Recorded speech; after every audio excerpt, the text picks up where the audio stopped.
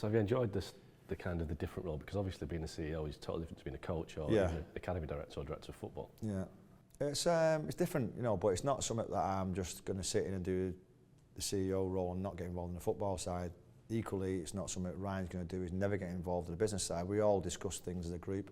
The titles that we have are titles we've been given and we're comfortable with, but I never make a decision without speaking to the lads. Ryan won't on the football side, Scholesy won't on the recruitment side. So we're very much a collaborative team. We trust each other, we know each other, we're best mates, so it works really well. And if a player's getting signed, we all have a veto on it. If how we want to approach the managerial decision, how we're going to help the manager work. It's very much a joint decision between us all. You've been doing it for like 9 years now. I mean, not in that role, but Yeah. you've owned it for 9 years, and it seems to have flown by. Because the first few years were just constant promotion, and now you've been in the Football League, what, 4 years? Yeah. I think at the start, I think it's very much throw a bit of money at it, and you can get the best players in the league, and you can fly up. That's what we did. If we're honest, we threw a lot of money at it, blown a lot of clubs out of the water, if you like, in that level. And then we started getting more sustainable. We realised that that's not the way we brought up. That's not the way we want to have a football club. You have to do that sometimes to get the top centre forward, and that's going to get you 30 goals to go up, or the best goalkeeper in the league you have to throw some money at. But we got sustainable over the last few years, where if there's such thing as a sustainable with football, I don't think there is, but as sustainable as you can get. And we got to a point where we realised that no matter what you throw at the football, at League Two, it's a tough league, and you can get beat off the bottom at team, you can win the top at table. It's a really difficult league to get out of, and we're finding that out year on year. So yeah, it was a really great start for us with promotion, the dreams coming, and then we got slapped in the face on reality, and that's what it is. It's a tough league to get out of. Are you surprised it's taken, well, it might take more than 4 years, because you're in the playoff spots at the minute, but prior to the season you hadn't made the playoffs, so I remember at the time when you went up there was this kind of buzz that we can get through this division and kick on. Yeah, I think all the top teams will think that. I think if you look at Wrexham coming up now, they've got obviously great big backers that can throw money at it, but it's more than just money. You have to get some continuity in your squad.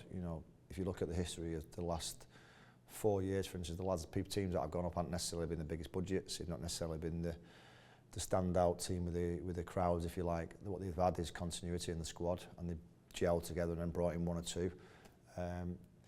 So yeah, listen, you can go and buy 6, 7 top players, and you probably will get promotion. But is it viable? Is it the right thing to do? We're unsure. We're happy where we're at now. We want to get in the playoffs and obviously want to go up, but we're happy the way the club's being run. If Wrexham, obviously Wrexham have come up, will you kind of enjoy somebody else getting all the heat from now on? That? Yeah, it was a lot of on us, wasn't it, if we're honest, right at the start, and for whatever reason we got a lot of stick around it. I found it a bit harsh that we were putting our own money back into a football club that is close to our heart and get stick. We know we're never going to get anything out of it, so it's not like we're borrowing some money for a while and taking loads out. We never do, we never will do, let's be honest. But yeah, when Wrexham obviously getting all the high profile, you've got Stockport getting a big profile now, you've got Bradford doing a massive club in that league. A lot of big teams that get big audiences and big attendances. They're taking a bit of heat off us, if you like, so hopefully we can go a little bit more under the radar there and try and get promotion in the way we want to. What do you make of Wrexham? Because it has been, I was at the game last week, and it's really a feel-good story at the minute. And the owners have brought. It's a big club, isn't it? I mean, you don't get away from it. It's a big club. If they get up again, they'll fill 18,000 to 20,000 easily. It's a big club. It's a historical club, and yeah. So what they've done, the owners have gone in there, and they've, from what I can see, outside looking in, not the owners that just can throw money at it. You can see them involved in the club. You can see them in the fans. You can see them in the community. And I think that's massive. So. Fair play to them, they've done a great job. Because you've done the documentary, you've done the community thing, you've done the buying the players, and you've done the celebrity thing in many ways. It's almost like they're following what you did in many ways. Yeah.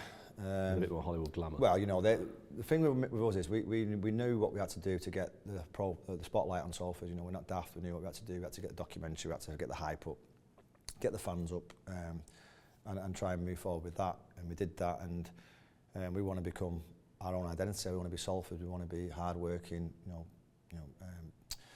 working class team for the people. We want to be different. We'll be edgy. We want people to be not like coming to Salford. Wrexham have got the Hollywood owners. They want to be Hollywood. That's great. It works for them. doesn't really work for us in the demographic that we're in, and we want to be different. We want to be Salford. We want to be doing it our way, really. Would you offer any advice to them? I mean, you've already said that it's a lot tougher than people expect. Is there any kind of pitfalls that you've got to be aware of? I wouldn't say pitfalls. I would just say, you know, we shouldn't really say it because we swap managers quite a bit, but you have to get continuity in any successful sporting team, and that may be your manager if that's possible, but certainly in your players, you can't just be buying players on, and then they're not having a great 3 or 4 or 5 months and then getting rid of them, because you got to trust your process. You know, you trust your recruitment team, trust your way that you study players and go and buy them. And if they were good players in the January, they're certainly not bad players in July when you're going to sell them. So I suggest continuity is the way forward, and that's what we're trying to get as well now, certainly with our players. So you've got Carlisle at the weekend, which is a massive game for your aspirations, the playoffs. Yeah, we've just been speaking then at the training ground. It's a big final, isn't it? We have to win this game. I'm pretty sure they're saying the same. They want automatic place. You've got Bradford playing Northampton as well. So there's some big games this weekend. But it is what it is. You know, if you want to go up or you want to win anything, you look at any successful team, you have to beat your rivals. You can't just be beating the bottom teams or the middle table teams. If you want to win and be successful or go up, in our case, you've got to beat your rivals, and Carlisle are our big rivals at the minute.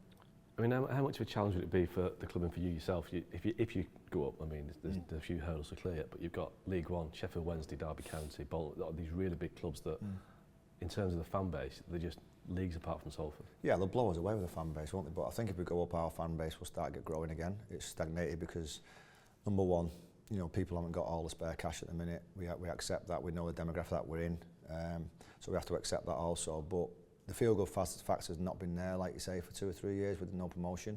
So we need to get that back. We need to get the ball rolling again, get the hype going again, get people wanting to come to Salford again. So it's going to be difficult for us. Like you said, it's difficult for us now. We're playing against some of the big teams now with 10,000 each week.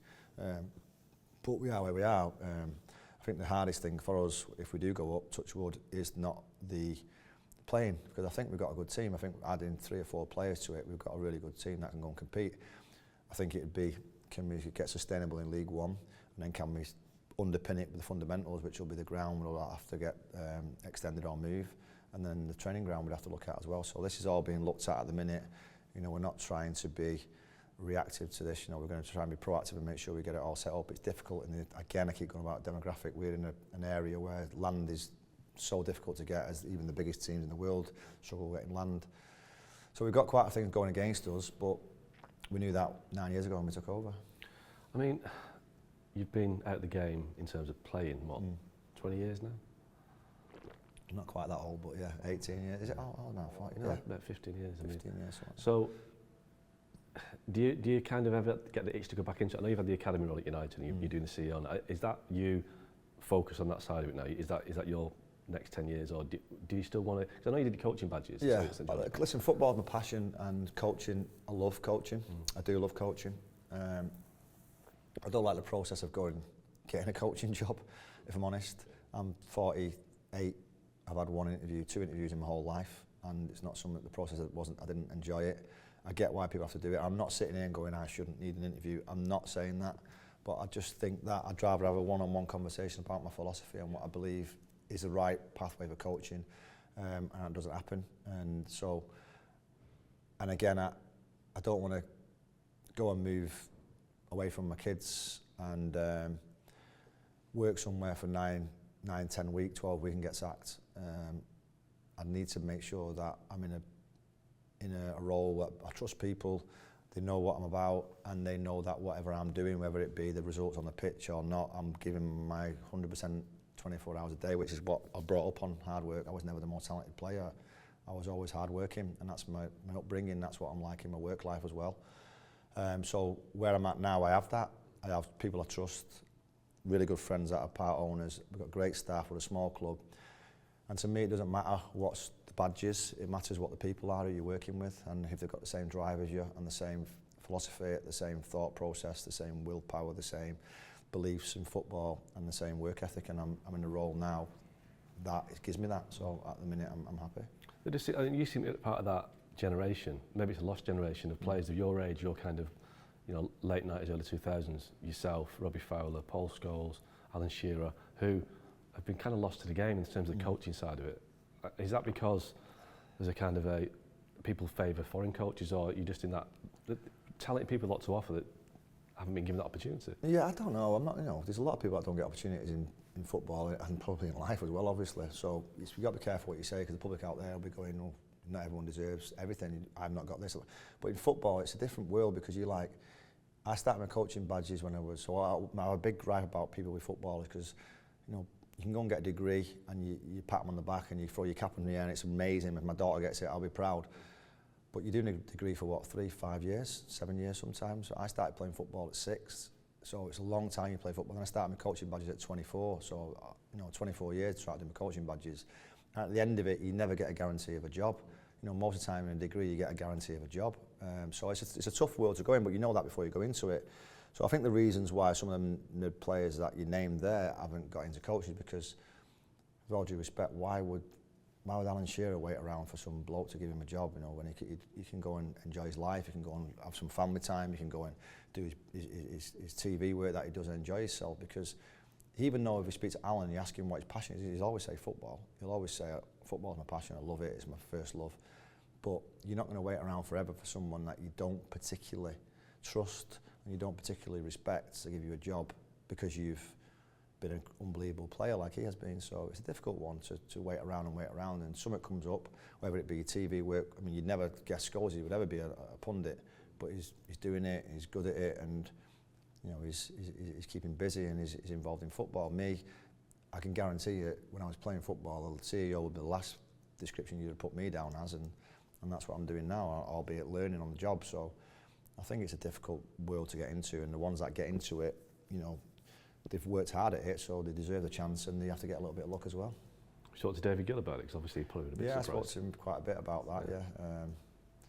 I've not spoken to him for a while, actually, so I need to pick up the phone to him, but he lives near me, and he's always said, anything you need, have a chat, and I mean, there's no better person to speak to about the role that I'm in. Just talk about United, obviously, it's 24 years since you won the treble, and it's still the club's greatest achievement. They look a long way from that, but across the road you've got City, who could win it this season. Do you think it's looking like it could happen? Yeah, they're an amazing football team. The project that they've had over the last, you'd have to say, 15, 16 years, from when they took over East Manchester and changed all the fundamentals around the area, changed the training complex, the ground, extensions, the plans for the future, putting money into the local community, building houses. I'm the biggest red you'll ever meet, but you can never not say that's not an amazing project that they put together there, which they have. They brought in a manager that's, certainly in the top 3 ever, in my opinion, and they're playing unbelievable football. So you'd have to say they've got a real chance of winning all 3. Does it sadden you what you said about City, that all the investment that's gone in and how the club's been transformed? You see what's happened at United over the last 10, 12 years. Yeah, it saddens me, because I still think there are streets behind Man United as a historical club, as a club. They're catching up fast, by the way, let's be honest.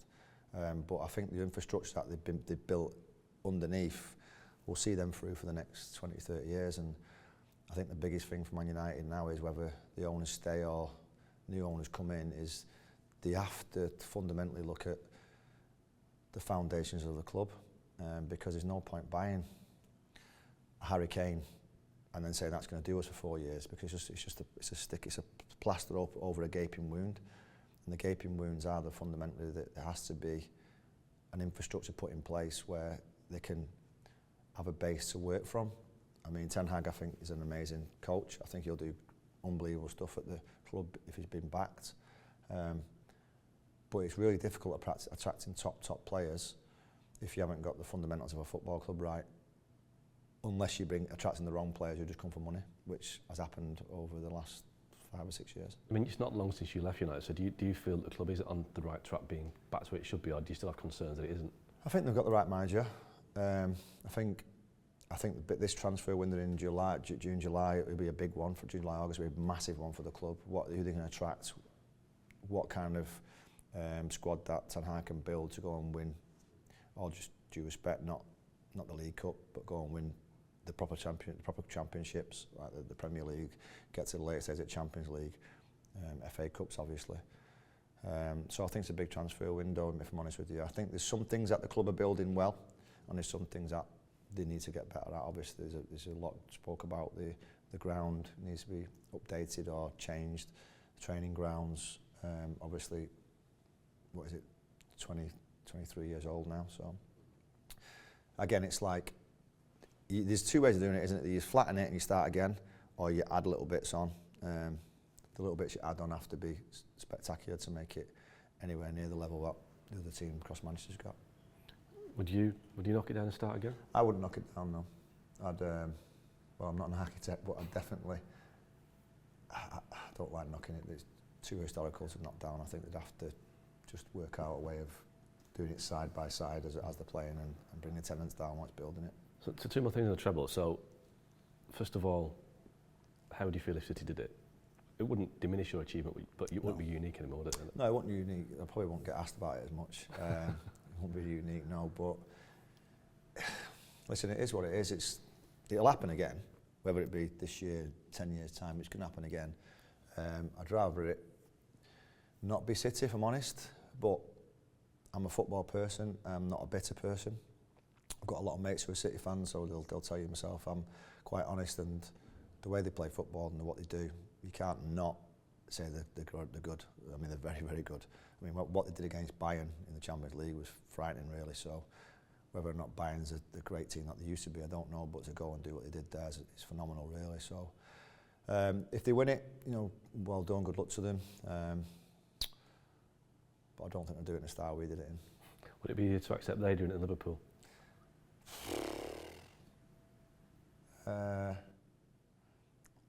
Again, I don't hate any of the teams. I'm not one, you know, some of my mates, Nev and all that, I might hate. I really don't. I don't hold any hatred toward Liverpool or City. They were rivals when I played against them. Leeds the same. There's nothing that would make me go, I hate you more than you in a team. It's just like I was always driven as Man United and as a fan, and that's what I'm like now. Whoever wins the treble, I'll be a bit gutted for it, but if they're doing it in the right way, they're playing the right way of football, then fair play to them. Well, look, I mean, United can stop it. If let's City win the league, there's a cup final, the Manchester Derby Cup final. Yeah.